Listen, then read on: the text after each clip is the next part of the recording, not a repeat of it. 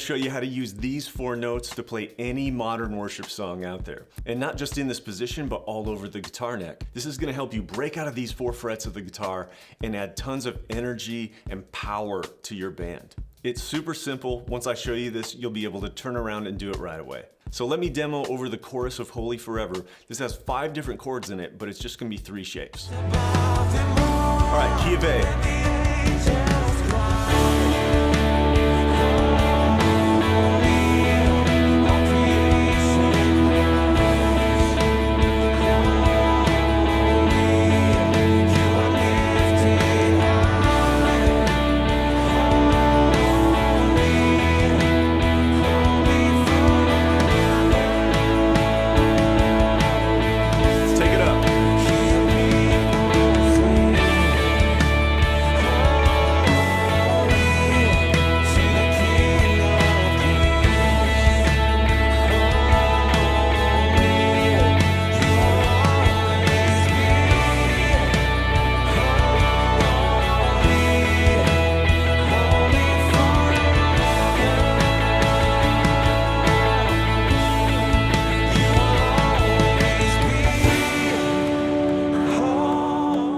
So this is obviously a technique that you're not gonna play around the campfire. This is something that you're gonna do with a full band. You're gonna trust your bass player to lay down that low end. You have probably a piano, maybe an acoustic guitar, maybe another electric guitar. And this will free you up to be able to just play a couple notes. But here's how this works. Whatever key you're in, we're gonna find that root note of that key on our D string for this first position. So this is our root note. So let's talk major chords first. When we see our 1, 4, and 5 chord in the key of A, that's our A major, D major, and E major. For my 1 chord, I'm gonna play this shape right here. You might recognize that. It's just the power shape of that A. And then for our 4 chord, our D and our E, what I'm gonna do is flatten my first finger. Some of you, it's tough to flatten, so if you wanna maybe play 3rd and 4th and then slide that up, you do it however your hands allow you. I'm just gonna flatten my first finger on these 2, and now I have, that's my 4 chord, my D. I'm gonna go up a whole step for my E. And there's my 1, 4, and 5. A, 4 to the D, to the 5.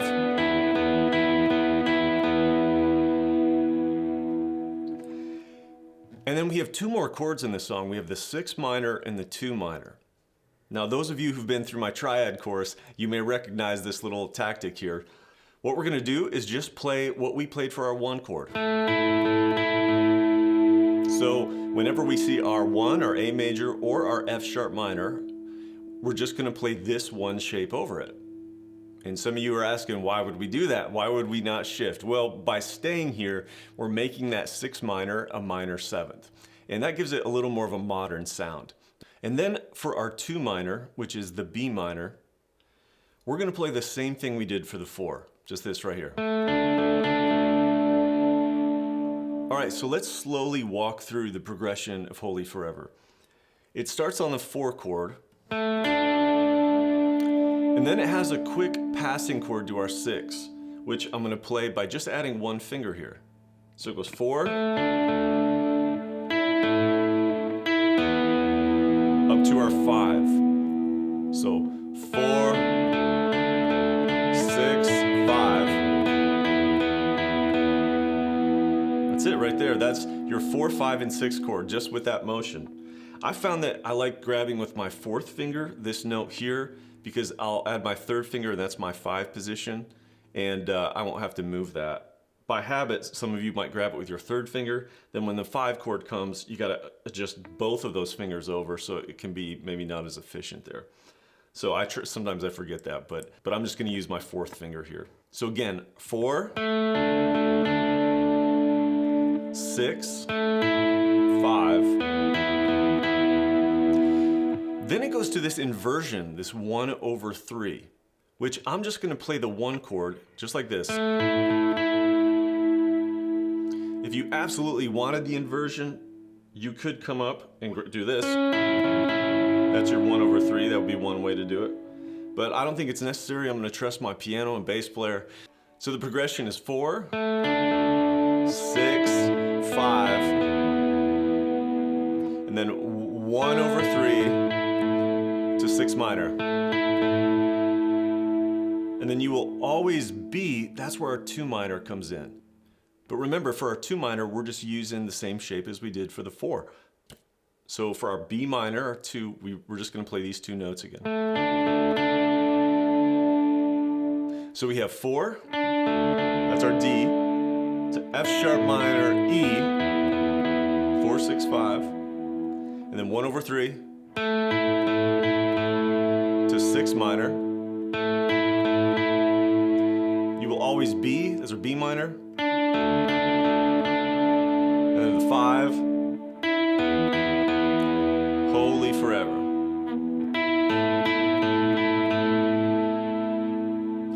Now, I really like this trick because what we're doing in every one of these major chords, we're using the power notes of that chord. We're using the root and fifth of each of our major chords. This is our fifth of our A. This is an inverted fifth for our D, meaning our fifth is on the top, and the same for our E.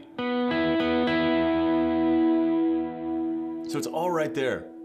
So let's do this. I'm just gonna play the low section. I'm gonna do some picking, some slow picking, maybe faster picking, and then I'll do strumming. And then you can see maybe which one you like better. All right, we'll start with the eighth notes back and forth. So 4, 6, 5, 1 over 3, 6.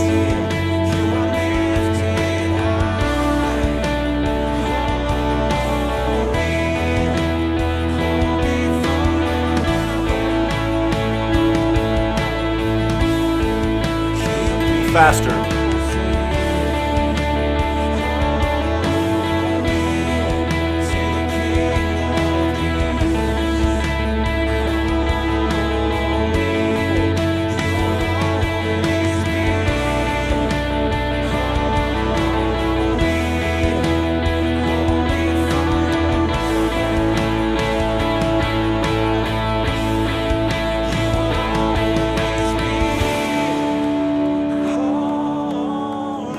So this is at the classic like 72 beats per minute, and we're counting 4.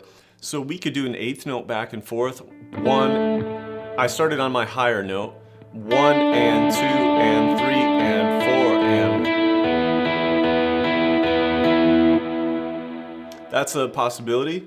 And you'll notice I added some delay there. I have quite a bit of reverb and delay, which I know might be a little cliche for modern worship music, but if I'm only playing 2 notes, I feel a little more liberty to bring in those effects. The less notes I play, the more I tend to bump gain and reverb and delay. Especially for a part like this that I just want to use to fill up a bunch of space. You could do a 16th note. There are a lot of, I hear this a lot in Bethel songs, and often there's not much. Let me turn the delay off. When you're playing 16th notes, sometimes delay can get in the way, but you could do...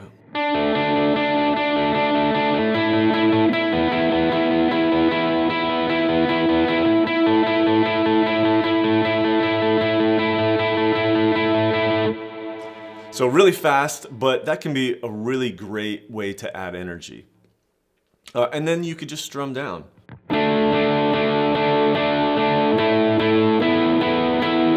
Now obviously we're gonna have to make sure we have some muting involved, or that you're very careful with your pick on which notes you're hitting there. Just a very short chop at these 2 notes.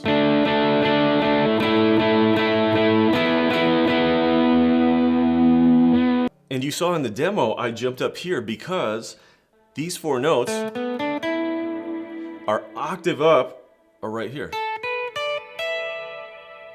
So we had root, 2nd, 4th, 5th, and up here we have root, 2nd, 4th, 5th. So same thing. Or I'll do my 4th finger.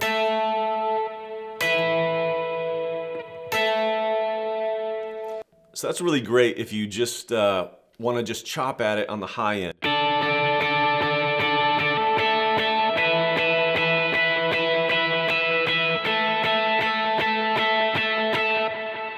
Now my middle finger is coming over and I'm laying it on these two strings here just to kind of protect the area because there probably will be a time when I accidentally hit this, the strings above it. So that's just a safety net there. The notes that you're muting are just as important as the ones you're playing. Okay, so that was for the key of A, but how would we do this in another key? Well, let me show you some options here. So key of G is very popular and it's just a whole step down from A. So obviously we're just gonna take this whole shape and move it down here. This is our G root note on our D string. If we're gonna do the higher version of that, we're gonna find our G note on our B string. So D string or B string, and then just play that like normal. Now what's fun in the key of G, if we played it up here, you would have an open G right above this. And so you might be able to use that in different places to add even more energy.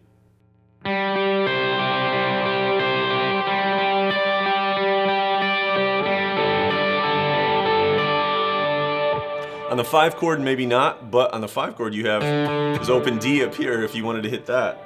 So you could have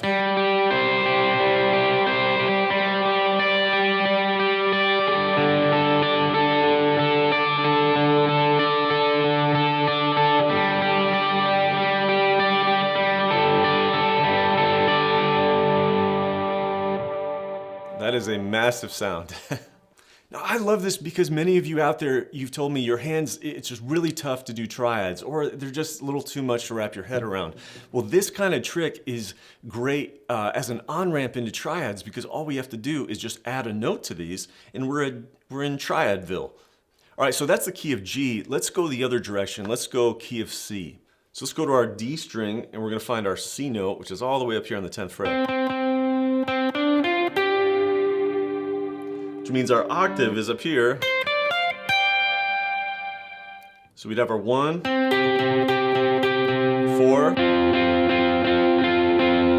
five, or 1, 4, 5. Now, once we get up here, it can be pretty cramped. There's very little space, and many of you who have kind of bigger fingers, that's gonna be a no-go. It's not gonna work for you. But maybe just pick one note from those options and just hammer away on that one note, and that can add tons of value too. Now, let's say you're up here and for some reason your guitar just doesn't like this area, or maybe you find that your hands just are having a hard time with these kinds of shapes. Well, we have another position we could go to. This is the C note on our G string. It's the same note that we played up here. This is really cool because let's say your fingers don't like the shapes we were just doing. This gives us on these strings a different kind of shape. Or first we have this for our 1. So we do have a stretch here. But this is our 4 now. Instead of flattening our finger, we're gonna use 2 fingers. 4, 5, same shape, then 1. Now I know many of you, that is actually a more viable shape than the one I just showed you. So if you find that your fingers just don't like where you're at, you may have another option in the key. Now you may find that playing 2 notes back and forth seems that it's not enough. Well, I would strongly encourage you to jump into the world of triads. And if that feels a little intimidating to you, I've made a course called Pain-Free Triads. It's a very simple on-ramp into the world of triads from 4 different perspectives. And I love hearing the stories of those of you who've gotten this course and you've walked through it and you've been able to breathe a little easier now that triads are making sense. So make sure to check out that Pain-Free Triads course. Well, there it is, guys. Go ahead and give this a shot. We'll see you next time.